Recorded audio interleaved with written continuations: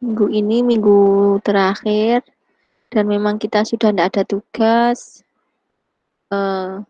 Kuis sudah, nanti tinggal hari Kamis dan Jumat mengerjakan proyek ya. Untuk kali ini saya akan memberikan kasus yang dimana hanya sebagai contoh, nanti bisa dipraktekkan. Saya mulai presentasinya. Selamat malam.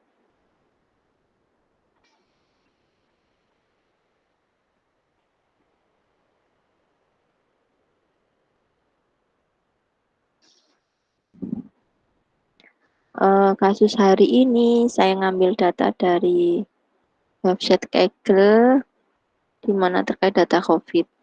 Nah, lain dari sumber ini juga bisa ngambil dari sumber ini. Ini sumbernya ngambilnya dari apa ya websitenya tadi. Ada websitenya. Cuma biar langsung saja seperti ini. Nah, bedanya data yang ini dengan data yang Kaggle ini sangat jauh bedanya. Nah, ini. Kalau ini kolomnya lebih panjang, ada kriteria ya sebelah sini. Ada kriteria populasi penduduknya, kepadatan penduduk, kemudian luas areanya, total yang melakukan apa perpindahan, terus ada dia berada di mana posisinya, longitude sama latitude-nya. Nah, sedangkan yang data dari sini ini dari Indonesia itu langsung dibuat per kasus per provinsi ada seperti ini. Terus tabulasi per daerah kayak gini. Tingkat kematian dan seterusnya. Nah, sebenarnya kita cukup ambil yang ini ya. Misalkan kita mau melakukan kasus, saya mau melakukan prediksi. Nah, itu sebenarnya bisa ngambil dari sini. Kalau di Kaggle-nya ini dia ada keterangan tasknya melakukan apa. Jadi dia itu melakukan estimasi aktual number of daily case. Jadi memprediksi kasus COVID di Indonesia per harinya. Per harinya. Nah, datanya waktu saya download itu asli persis seperti ini ya datanya. Nah, kemudian ini saya copy semua. Saya copy semua ini, semua data ini total datanya sekitar 16.000. Nah, terus saya taruh ke sini. Tujuannya apa? Biar saya mau ngolah dulu. Jadi data dari Kaggle itu juga perlu kita olah. Ada yang harus kita teliti. Variabel apa yang kita pakai.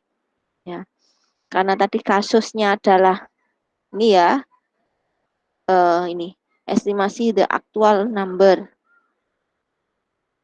Sehingga kalau dari kolomnya itu ada tulisan new case, new date, new recover, terus new activity case, total case. Nah, tadi kan kasusnya case ya. Jadi case itu kan bisa macam-macam. Kasus COVID yang meninggal kah atau kasus COVID yang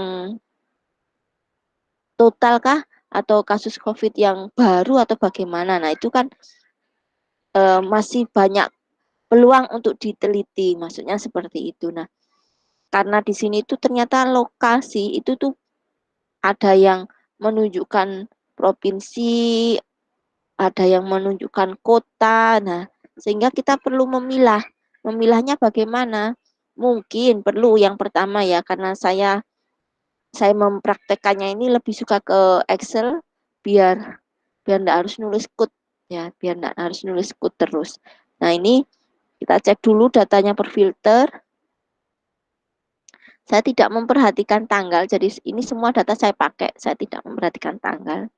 Yang saya perhatikan adalah kita mau memprediksi daerah mana, jadi pilihannya ini, lokasi atau ini. Nah, lokasi ini atau lokasi ini.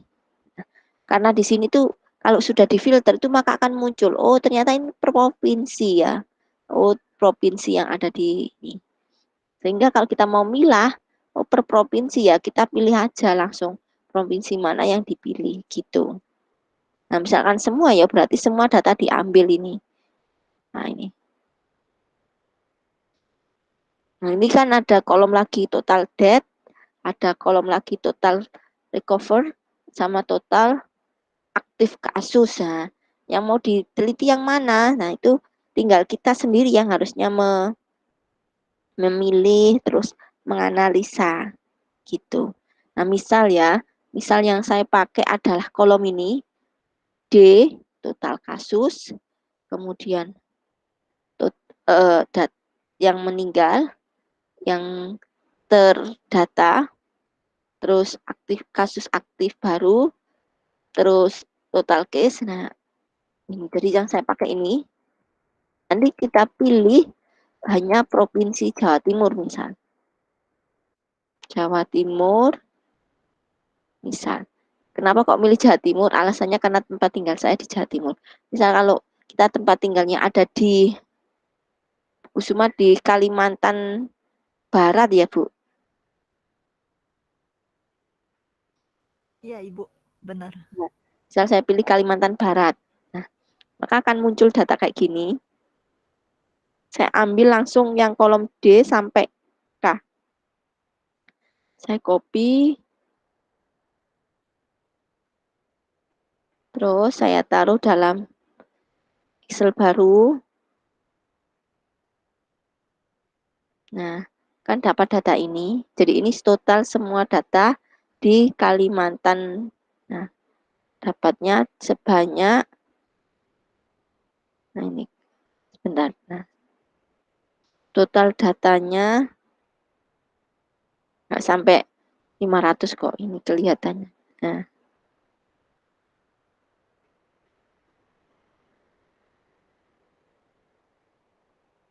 Nah, ini total datanya 468. Nah, setelah dapat data kayak gini, maka sebenarnya boleh nih kita lakukan analisa. Yang pertama adalah kira-kira berpengaruh nggak ya jumlah kasus baru terhadap kematian. Nah, berpengaruh atau tidak misalkan. Maka kita boleh ngeceki satu persatu kolom ini, ngeceki satu persatu, karena datanya sudah dalam bentuk angka, jadi nanti di Python-nya itu langsung bisa kalau mau ngecek apa ada akurasi, apa ada korelasi atau tidak, hubungan atau tidak. Jadi langkahnya sudah dalam bentuk angka ini, biarkan kita simpan dalam bentuk file CSV. Saya taruh di sini. Nanti biar terbaca. Oke, sudah. Terus, bentar tadi sempat belum saya nyalakan Jupiternya. Jadi kalau ini kasus pertama prediksi ya, sama seperti materi sebelumnya prediksi. Ini datanya sudah saya simpan dalam bentuk COVID tadi. Nah, terus saya cek dulu analisa korelasi. Jadi biar kita tahu ya data tersebut benar-benar yang mau diprediksi yang berpengaruh mana gitu. Saya panggil pandasnya dan saya panggil datanya, akan saya simpan D, F. Tadi filenya COVID SV. Ya, kalau sudah, misal kita mau ngecek korelasinya pakai, sebentar saya cek code saya yang ada di sini.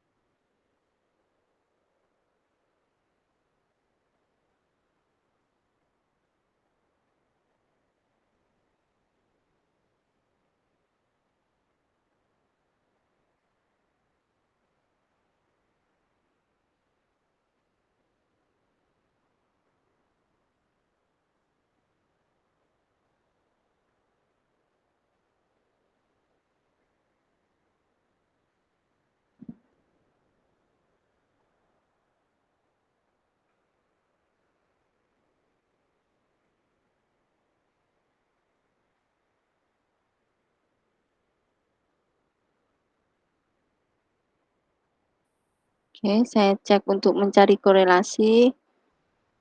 Di sini kalau mencari korelasi sebenarnya bisa langsung menggunakan fungsi ini ya, dot core gini aja. Terus kalau nanti mau ditampilkan dalam bentuk grafik antara intinya ada nggak hubungan antara data tersebut itu juga bisa ya. Langsung core ini fungsi untuk mencari korelasi. Variabel saya tadi df, korelasinya saya simpan korel sama dengan df titik core. Nah, saya cek lagi fungsinya benar.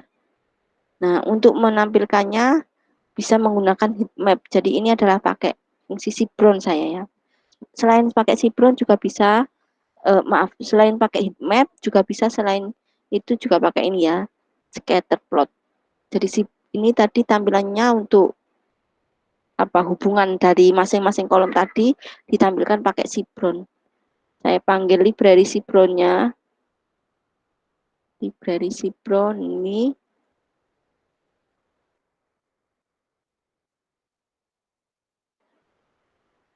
saya tambahkan di sini.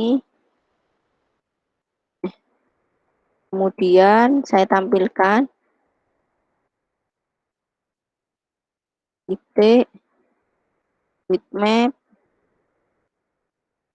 Saya datanya di korel untuk nilai korelasinya. Terus kalau mau ditampilkan anotasi, anotasi itu berarti keterangan nilai nilai dari korelasinya. Nah ini anot true. Nah, kita running yang pertama ini nilai korelasinya. Kemudian yang kedua ini kita tampilkan dalam bentuk heat map. Nah, nggak mau tampil sebentar, saya running lagi. Nah ini muncul kelihatan angka, kolomnya ada, nah saya lihat ini, kolomnya ada 8 ya, karena sudah jelas kolom 8 ini semuanya angka, jadi bisa dihitung korelasinya. Korelasi itu nilainya antara min 1 sampai 1. Kalau min itu berarti berkebalikan.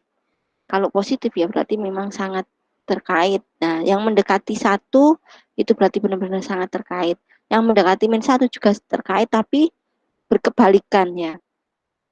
Nah, ini kita lihat. Ini berarti kolom new case. Maaf ya ini ya, intinya kolom ini new case. Kolom new case ini terhadap kolom data kematian itu nilai korelasinya 0,45.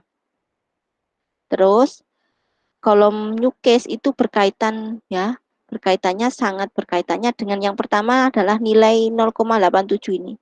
Total case sama total recover ini 0,87. Terus sama kasus aktif juga tinggi. Jadi 0,87 kan tertinggi ya. Jadi dia sangat berkorelasi new case. Jadi kita kasih kesempatan kolom new case dipakai untuk di total case ya, di total case. Kemudian ini juga kita cek kolom kedua. Ini nilai tertingginya ada di 67. Jadi data kematian baru itu sangat berpengaruh terhadap total death. Nah, total death-nya. Nah, terus kita cek bahwa total kematian itu kalau dengan total ini, total apa ini, total case-nya itu nilai korelasinya di bawah total D jadi 0,5. Jadi data new data kematian ini juga ada kaitannya kan, kalau kaitannya di atas 0,5 ya itu kan bagus ya, di atas 0,5 dan seterusnya. Jadi kita ngelihatnya dari sini. Nah, berdasarkan analisa, misalkan kita cek masing-masing kolom, nilai tertinggi yaitu ada di korelasi ini ya, 0,95 total aktif case terhadap total case. Nah, ini. Terus kolom berikutnya yaitu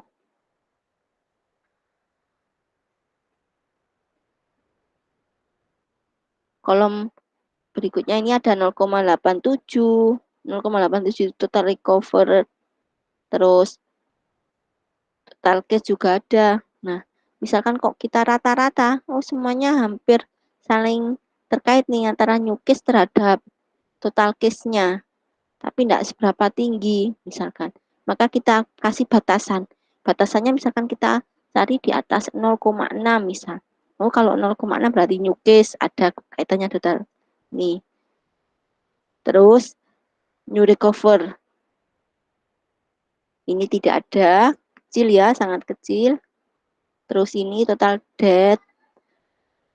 Terus ini total active case. Jadi yang kita anggap sebagai kolom Y adalah total case-nya. Total case-nya. Sedangkan kolom X-nya ya yang ini yang ada di baris new case, new recover, total death, terus total active case. Nah, misal sama menatanya lebih bagus, saya mau menata datanya lebih bagus kolom-kolomnya. Kalau kolomnya seperti ini itu kan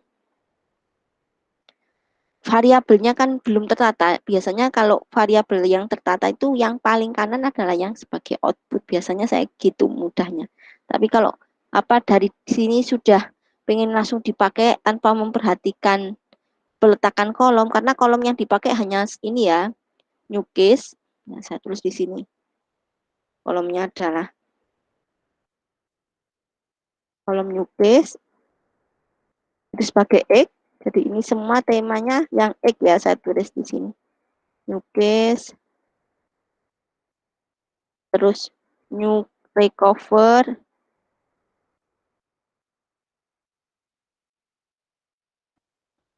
terus kolom berikutnya sambil saya ngecek nilai batasnya ya, total death.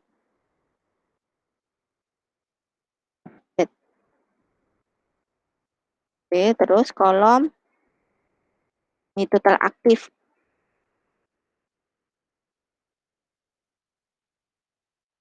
Nah, ini kolom X-nya. Jadi kalau misalkan kita tata, ini kita tata yang X itu sebelah kiri aja. Misal ini datanya mau saya pindah. Maaf ya, saya juga agak lupa. Saya buat 2 layar, mohon maaf. Nah, gini. New case, udah. New recover, ini saya pindah.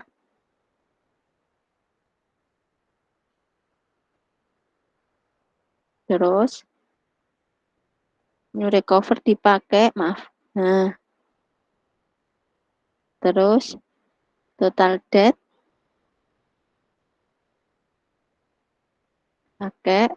Kemudian, total active death. Ini sebagai Y. Nah, ini tidak dipakai. Saya taruh di samping sini. Yang ini kolom total active case dipakai.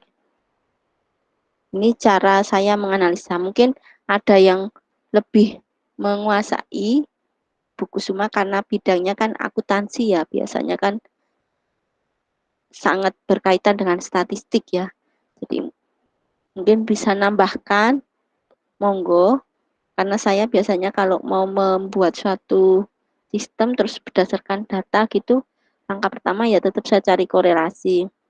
Selanjutnya baru nanti korelasi tersebut, intinya yang saya cari mana dulu, Y-nya apa gitu, tetap langkahnya.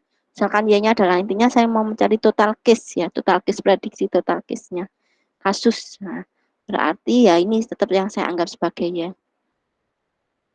Kolom yang lainnya tidak saya pakai gitu.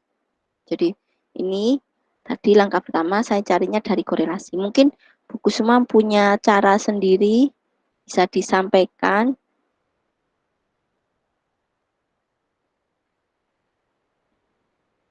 Ini data saya sudah saya taruh peletakannya. Jadi ini akhirnya bisa kita cleaner dan bisa kita restart ulang. Karena datanya kan sudah ada perubahan penempatan. Oke, nah ini penempatannya jadi ini kolom 0, kolom 1, kolom 2 itu sebagai, sama kolom 3 itu sebagai X, dan Y-nya adalah total case ya, berdasarkan nilai ini tadi. No, ini nggak mau tampil lagi. Nah, udah tampil.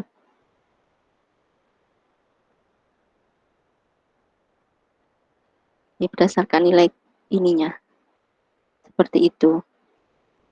Nah, terus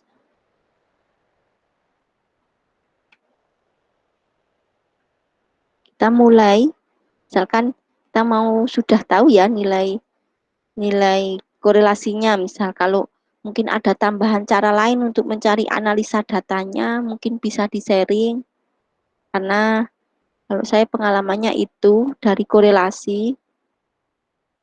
Nah, terus berikutnya karena sudah tahu korelasinya, langkah selanjutnya adalah karena kasus memprediksi ya, estimasi itu kan memprediksi atau forecasting.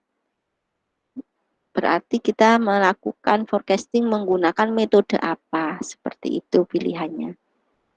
Nah, pilihan yang sering kita gunakan ya berdasarkan teori kemarin, ada regresi linier, baik itu yang sederhana ataupun berganda, ada SVM, terus ada neural network,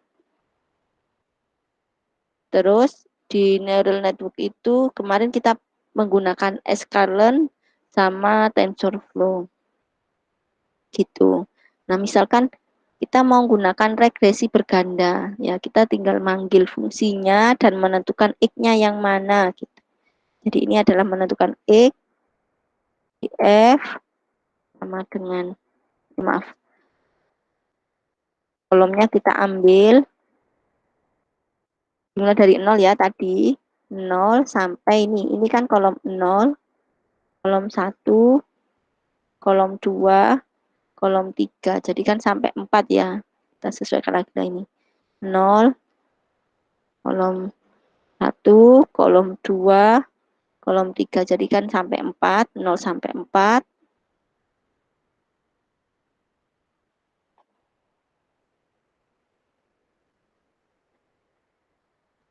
4 dot log, maaf, dot values, kemudian Y-nya saya ambilnya total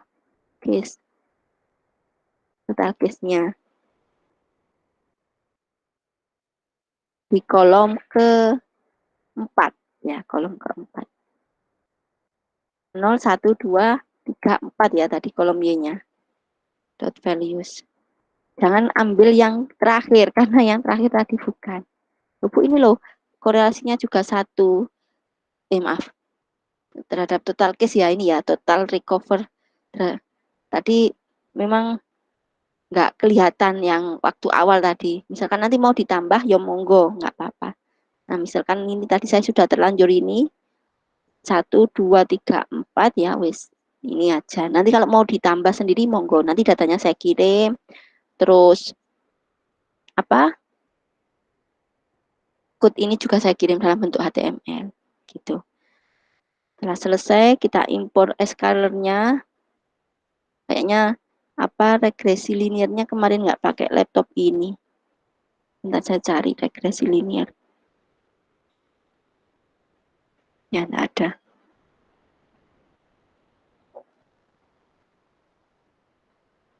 Saya ambil dari sini.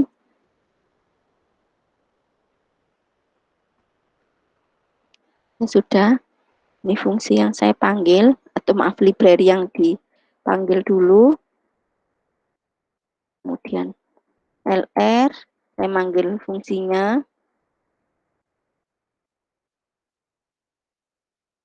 Kemudian kita lakukan prediksi, maaf, training dulu ya. Kita lakukan training dulu, yaitu model sama dengan LR titik fit. Data kita ada di X, Y. Nah, ini sudah menghasilkan persamaan. Nanti kalau mau ditampilkan persamaannya seperti apa, mari kita tampilkan masing-masing koefisien sama konstanta. Jadi intercept-nya itu adalah nilai konstanta, jadi model titik intercept. Terus sama kita tampilkan juga koefisiennya, model titik koef. Nanti saya tuliskan persamaannya. Oh maaf, kurang L. Nah ini persamaannya, jadi kalau kita tulis berarti Y itu hasil persamaan yang kita dapat dari training, min 163.23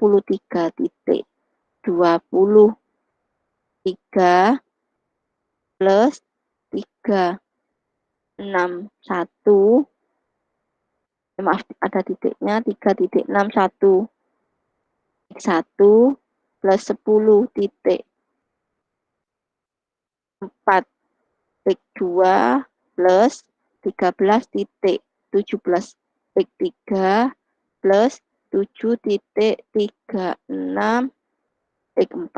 X1 yaitu new case, X2 yaitu new cover, X3 total dead, X4 total active case. Ini persamaannya. Jadi nanti kalau mau memprediksi manual ngitungnya, ya data baru dimasukkan sesuai rumus ini, data barunya. Terus misal kita mau ngecek akurasinya, seperti biasa kita gunakan apa nih? Misal saya menggunakan My. Oh ini pakai MSE, berarti MSE itu gandengannya dengan RMSE. Jadi nanti akarnya. Oke, saya panggil fungsinya. Sebelum saya panggil, data yang mau saya tes di baris keberapa, biar tahu barisnya dan aktualnya. Misal karena ini total datanya 468, saya ambil 68 yang terakhir. Ya, 68 yang terakhir berarti caranya nulis 460. Big test sama dengan df titik ilog 460 ini sampai terakhir, koma 0,4 titik 24 ya, maaf kok koma, dot values. Terus y testnya juga berada di urutan baris yang sama. Tujuannya agar kita tahu nanti data aktualnya. Nah, kemudian baru kita prediksi. Saya simpan di pred, ya, yaitu model titik predik data tesnya. Sedangkan untuk menghitung RMSE beda ya, kalau MSE nanti tidak ada akar, sedangkan RMSE itu ada akarnya. Ini saya tambahkan fungsi nampinya,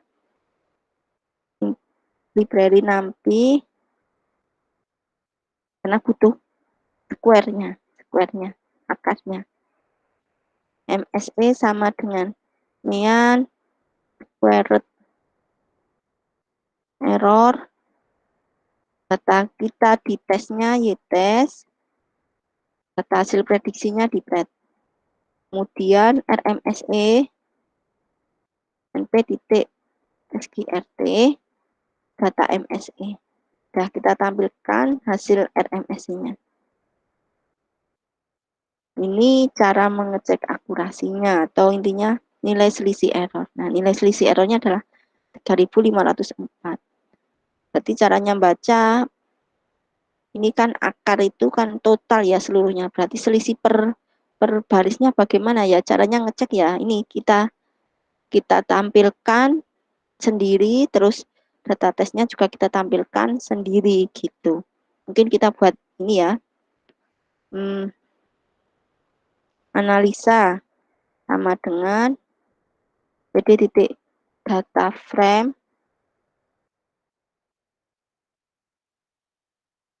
yaitu y test,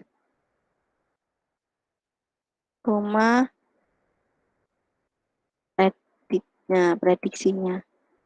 Misal kita kasih kolom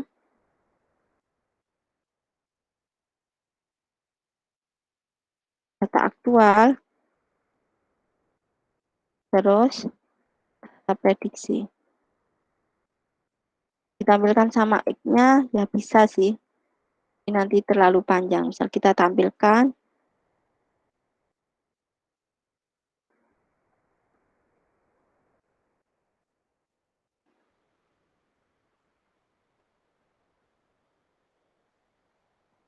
dua kolom tapi headnya 8 kolom.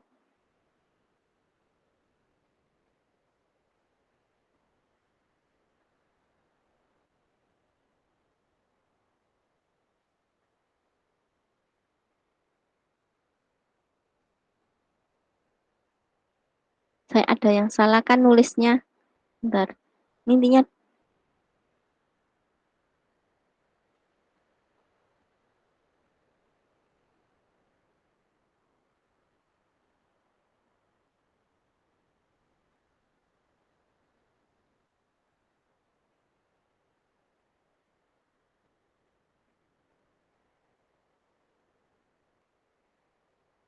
saya tampilkan sendiri-sendiri aja daripada ini salah. Ini print Y-testnya.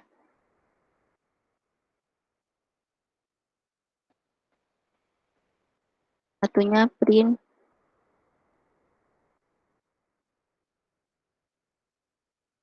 Nah,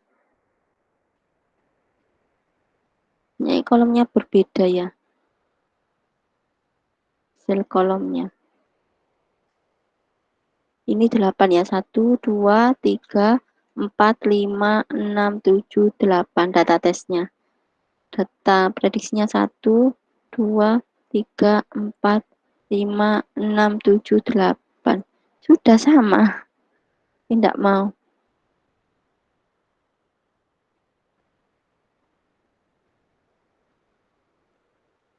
Nah, ini kalau mau dianalisa sebenarnya ini selisihnya kan ini ya. Nah, selisihnya berarti kita 200. Terus ini selisihnya 2000. Nah, itu cara analisanya. Mungkin apa dari segi keilmuan informatika cara analisanya tidak seperti mungkin orang statistik, orang akuntansi ya. Jadi mohon maaf, cara analisa saya ya biasanya hanya dari nilai selisih error kalau data forecasting seperti itu. Itu langkahnya.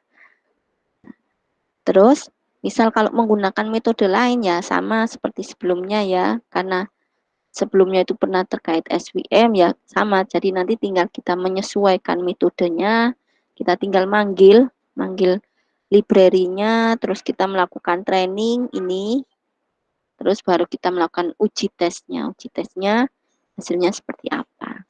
Gini.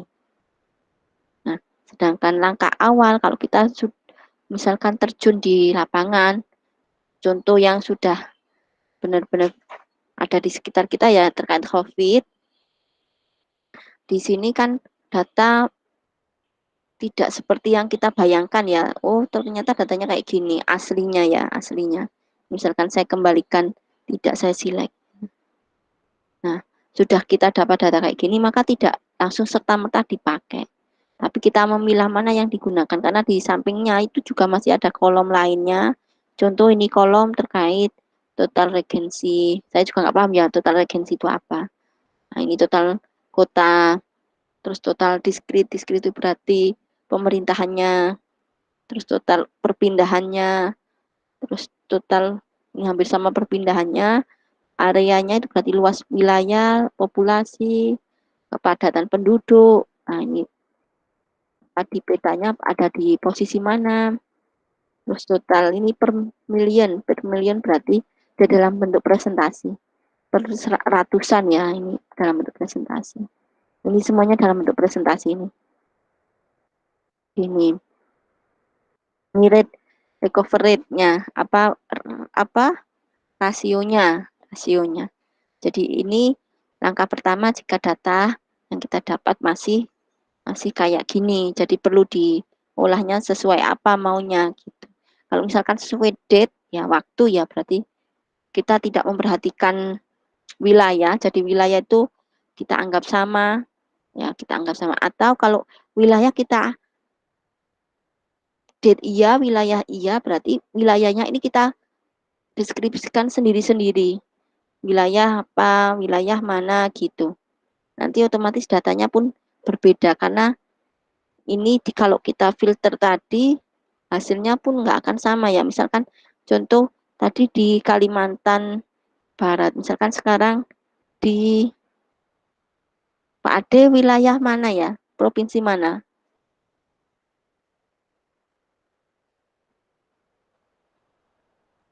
Kalau boleh tahu Pak Ade provinsi mana Pak?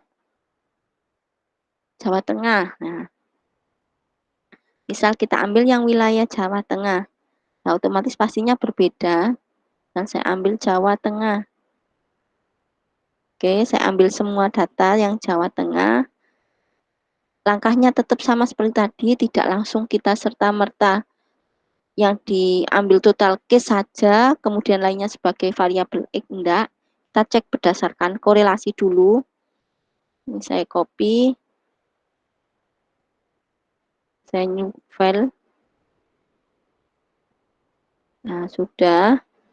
Ini data, tadi kalau data tadi kan COVID, nah ini saya tambahkan filenya namanya misalkan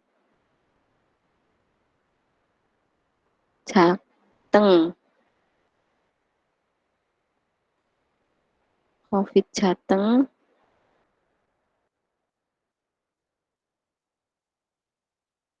ya sudah. Karena tadi kan sudah kita coba ya awalnya, jadi ini tinggal baca file. Ini saya tetap lakukan di bawahnya aja biar tidak nambah file-file baru. Saya simpan di variabel dt.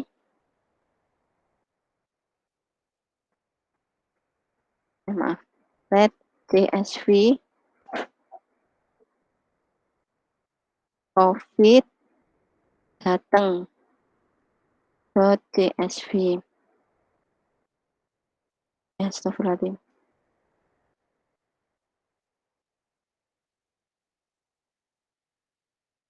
Oke, saya running. Ini kalau sudah dapat dalam data CSV-nya, kita lakukan pencarian korelasinya.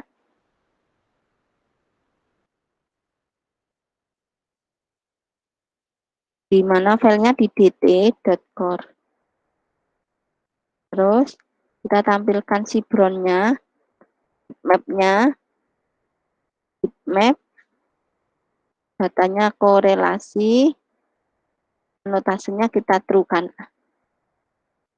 Anot sama dengan true. Benar ya, tulisan saya. Maaf, saya cek dulu anotasinya. Dan saya copy.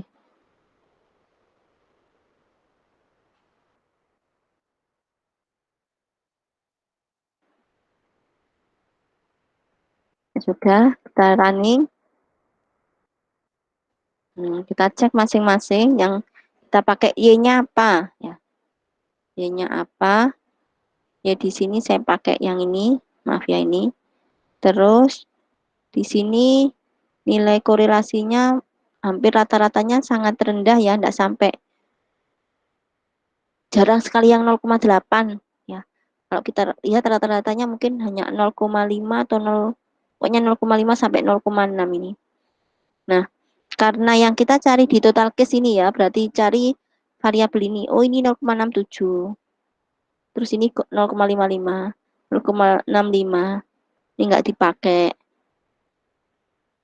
Ini dipakai total dead, total recover dipakai. Nah, ini malah dipakai semua kecuali ini new active case. Ya, new active case. Terus yang kita pakai adalah total case ya, tetap X-nya adalah total case. Saya tulis dulu, nanti biar penyusunannya bisa kita sesuaikan. X-nya berarti new case. Terus kita ambil yang di atas 6 aja ya. Di atas 6 berarti 0,6 maksudnya. 0,6 berarti new recover. Terus total death.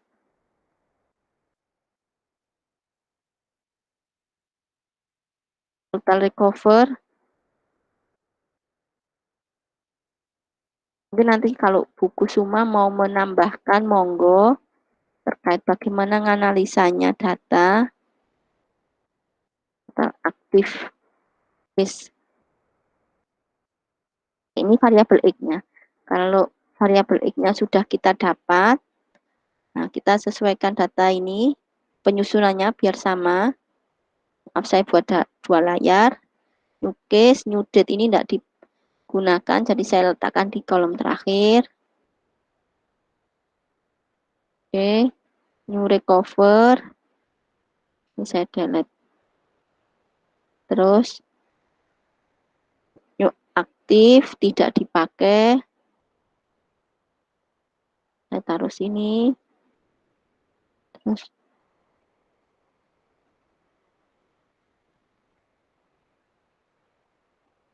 total debt.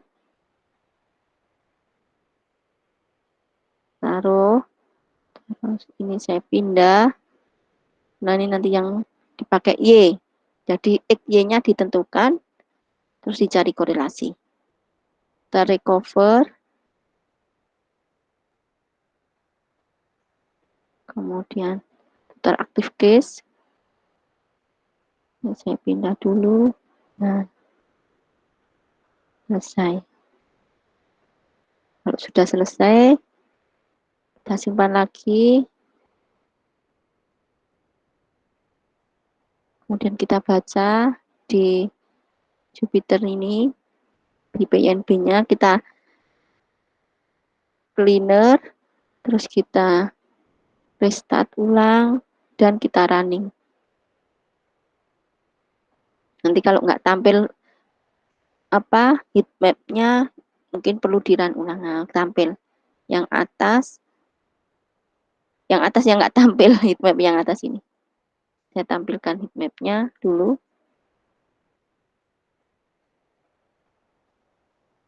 Nah, udah tampil kedua-duanya. Kalau sudah, mari kita lakukan prediksi nanti gimana RMS-nya. Kita sesuaikan dengan kondisi ya. Variabelnya tadi DT. Atau saya mulai dari sini aja, persis kan, hanya ngerubah.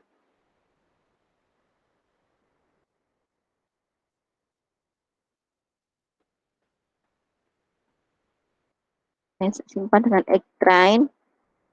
Ini variabelnya DT, kolomnya kita hitung, kolom 0, kolom ke-1, kolom kedua, kolom ketiga, kolom keempat.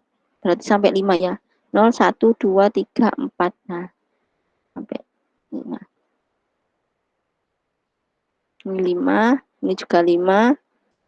Kita sesuaikan ini Y-train biar enggak double-double variabelnya. Di sini DT.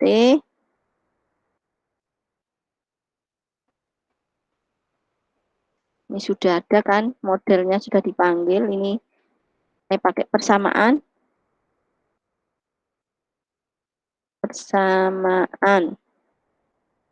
Y-train. Y-train. Nah, kita running. Kita tampilkan datanya. Biasa ya. Koefisiennya sama konstanta. Kalau konstanta namanya adalah intercept. Persamaan. Intercept. Print.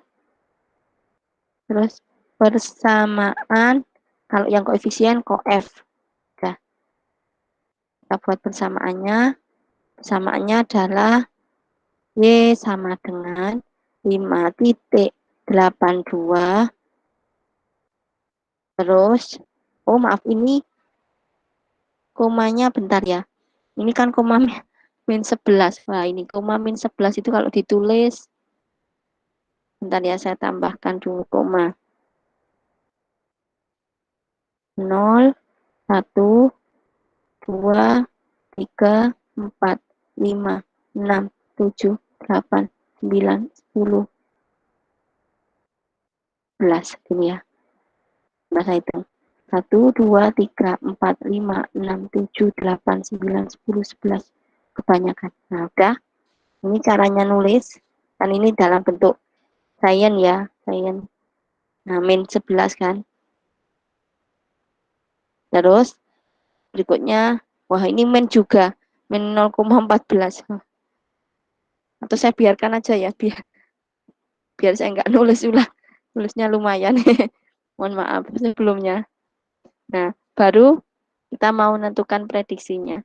Ini tadi prediksinya ternyata saya hanya 8 baris ya, kan mulainya dari 460 ini. 460. Sehingga kalau misal mau diprediksinya mulai dari 6, intinya total seluruh data yang diprediksi itu 68.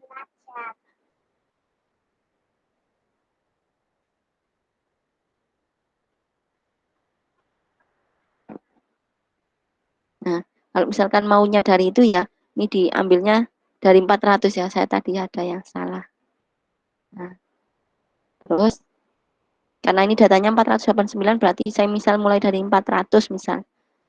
Misalnya saya xt variabelnya xt sama dengan xt.ilog 400 sampai selesai 0 sampai 5 dot values. Terus YT-nya juga gitu. YT.ilog kolom kelima, datanya baris 400 ke bawah, seluruhnya 400 ke bawah, terus 5 dot values. Nah, selanjutnya kita simpan di Y prediksi YPR sama dengan persamaan ya, yang data ini persamaan titik predik datanya di titik. Udah, misal kita mau mencari nilai RMS-nya, MSE ke 1, kemudian square root. Nah, penulisannya saya agak lupa square root. Udah benar, square root error. Maaf, error. Data saya di YT, YPR. Kalau mau kita cari RMS-nya, RMSE 1 sama dengan .sqrt MSE 1. Nah, kita tinggal print tampilan MSE-nya sama RMS-nya.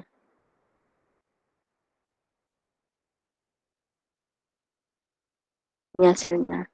Oh, berarti ini kalau kita lihat nilai MSE-nya kan koma. Nah, kemungkinan karena datanya tidak seberapa banyak mungkin ya, jumlah ininya apa sih istilahnya di sini? Jumlah Y terhadap ini samping-sampingnya. Jadi mungkin dia akhirnya komanya banyak. Selisihnya itu loh, intinya selisih dari data aktual terhadap data aslinya. Itu mungkin nggak terlalu tinggi, jadi akhirnya di sini 0,0000 sekian. Seperti itu penjelasannya. Ini kan pangkat ya, ini kalau kita tulis di Excel,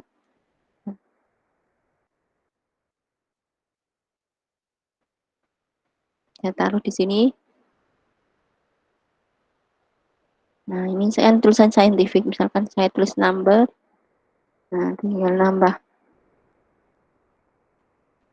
kolomnya. Tadi komanya min 20, nah ini muncul.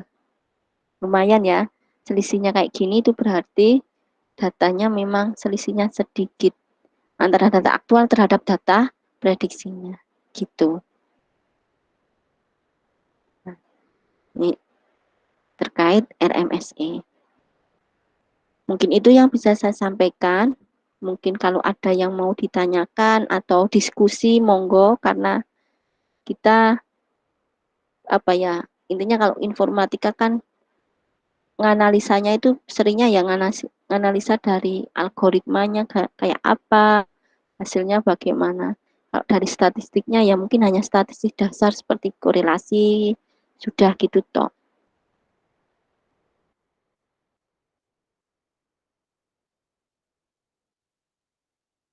Gimana? Mungkin buku semua mempunyai pengalaman terkait menganalisa dari statistiknya, monggo.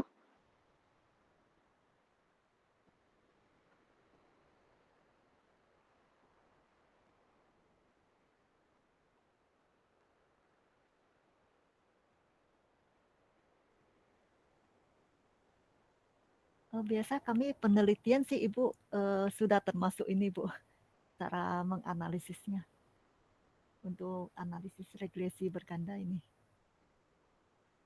Cuma Kalau biasanya kami pakai SPSS atau EView, bukan pakai ini. oh, mungkin kalau di jenengan ada kayak menghitung nilai apa gitu selain korelasi atau apa gitu. Kalau di akuntansi itu masih ada uji hipotesis Bu. Jadi masih ada uji kelayakan model sama uji apa itu uji signifikansi. Itu Nah, tapi di SPSS-nya sudah ada ya, kita tinggal make gitu nggih. sudah ada, iya. Jadi mirip Hmm. seperti ini datanya kita harus masukkan semua. Hmm. Nah, kalau di yang machine learning ini kayaknya hanya di ini aja korelasi sama regresi berganda ini saja. Jadi uji hipotesis sepertinya tidak ada. Oh gitu.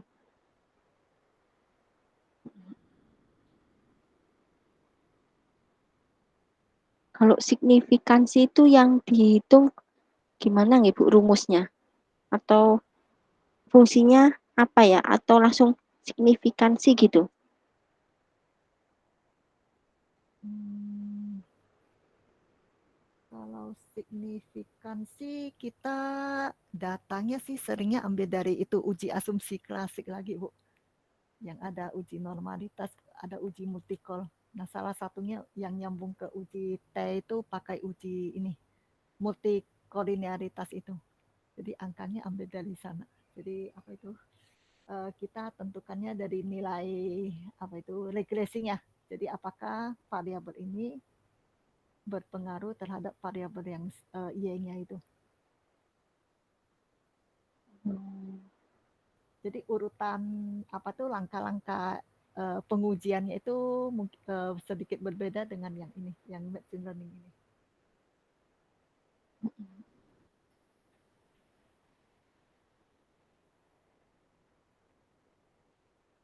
Karena kadang tuh ada sih kayak kemarin ditanya apa selain uji seperti ini ada lainnya. Itu juga saya jawabnya saya kurang tahu karena biasanya untuk di informatika yang analisanya kayak gitu.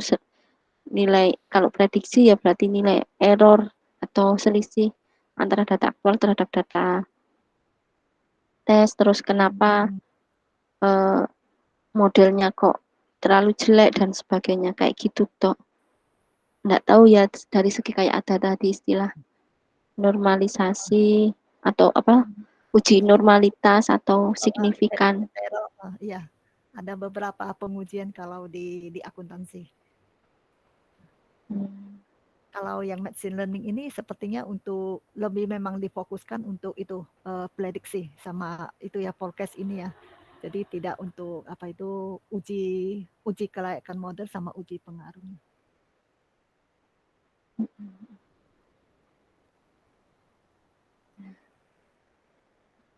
Baik Bu, kalau gini kan intinya, maksudnya itu intinya apa yang membedakan kan intinya dari segi ujinya tadi ya. Iya Bu. Hmm. Tapi karena kadang itu nganalisa itu juga penting ya. Jadi kayak saya juga kadang bingungnya kalau disuruh nganalisa itu yang diminta analisa itu dari segi apa ya? Maksudnya kan kita kan nganalisa ya biasanya ya datanya ini selisihnya kayak gini akhirnya dapatnya nilainya seperti ini gitu toh. Nah kadang ada kalau kita misal ya Bu, kita publikasi terus ada di publikasinya itu misal di jurnal yang misalkan jurnal Sinta 2 atau jurnal ya yang ada Sinta 2 itu mintanya analisanya itu sangat lengkap kadang itu juga akhirnya mengakibatkan kita kayak di-reject gitu. Pernah saya intinya kurang analisanya kayak gitu. Jadi bingung juga maksudnya nganalisa itu yang diminta dari segi apa gitu. Oh, iya iya benar. Kalau yang Sinta 1, Sinta 2 memang harus itu sangat detail sekali. Jadi dia lengkap ya kalau yang di akuntansi sih memang harus lengkap ya. Jadi mulai dari apa itu statistik deskriptifnya, kemudian 4 uji asumsi klasik itu harus ada. Nah, terus penentuannya nanti apakah uji regresi berganda atau uji regresi logistik. Kelanjutannya itu lagi ada uji kelayakan model, uji signifikansi. Kemudian nanti ada itu apa penentuan hubungannya, maksudnya tadi korelasi ya. Jadi korelasinya apakah itu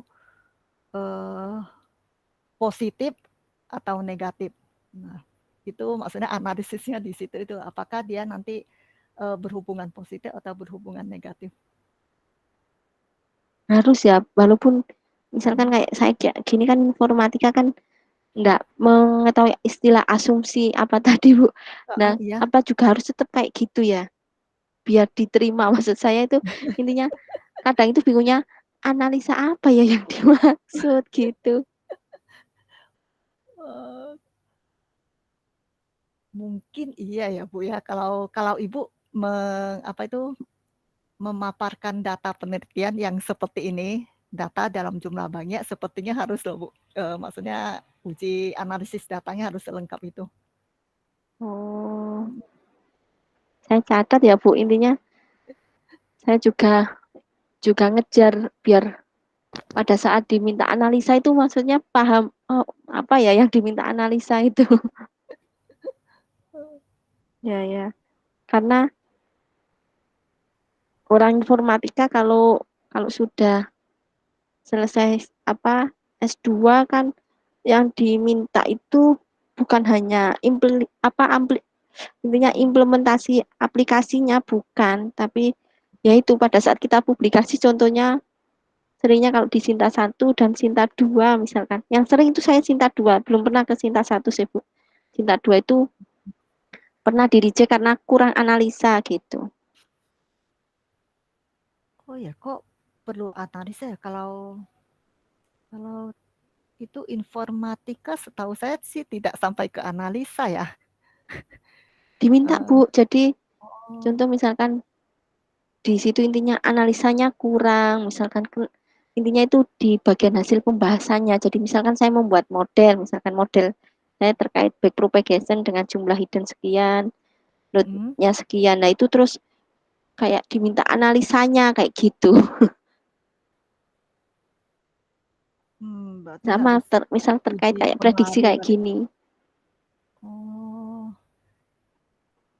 ya kalau hanya memang sampai regresi berganda sama uji korelasi seperti ini memang kurang ya kalau di akuntansi.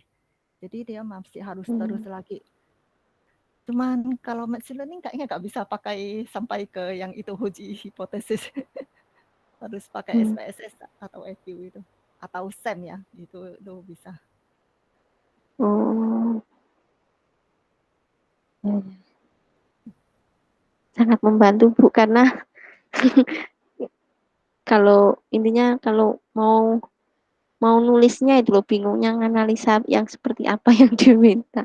Karena pernah ini saya hanya jelaskan apa selisih error, terus mendeskripsikan bahwa nilai errornya pakai MAID dengan apa saya tampilkan nilai selisih antara data aktual terhadap data ini, terus saya jelaskan itu nggak cukup katanya intinya nggak mau seperti itu kurang kurang analisanya.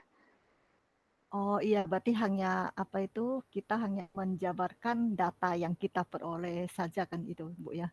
Memang biasanya Uh-uh. harus ditambah lagi, tambah maksudnya kita harus menganalisisnya memang lebih dalam lagi. Jadi nggak hanya sekedar menjelaskan, tapi harus tahu hubungan antara koefisien regresinya itu sendiri gitu loh. Jadi sampai ke apa itu ke arah positif positif yang menjauh atau positif yang mendekati atau nilai netral itu.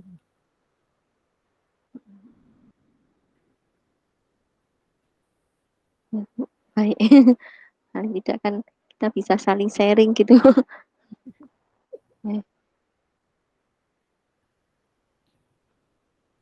Kalau apa, mungkin ada pertanyaan lagi mungkin Pak Ade atau gimana?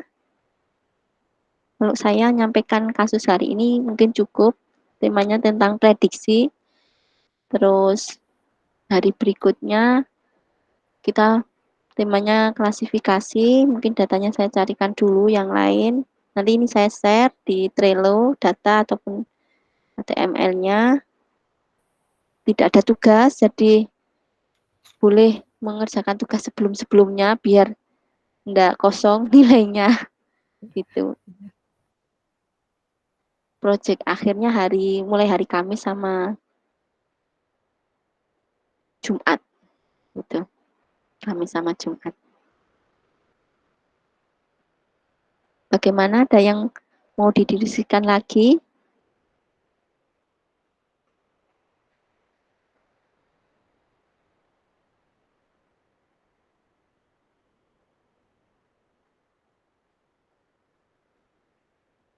Saya simpan di Trello-nya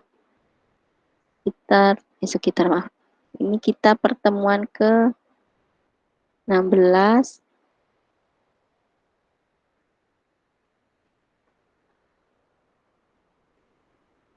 kasus prediksi COVID, datanya saya kasih data yang sudah saya filter tadi aja.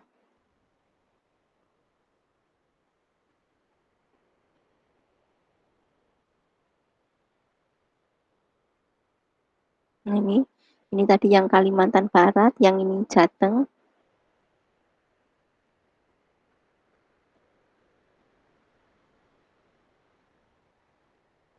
Terus ini HTML-nya.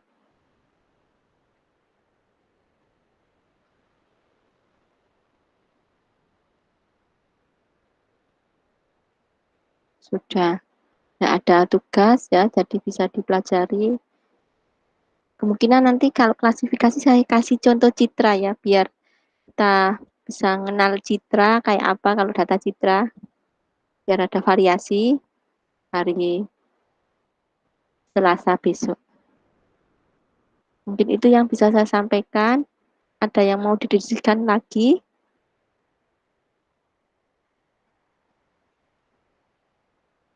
Kalau tidak ada ya.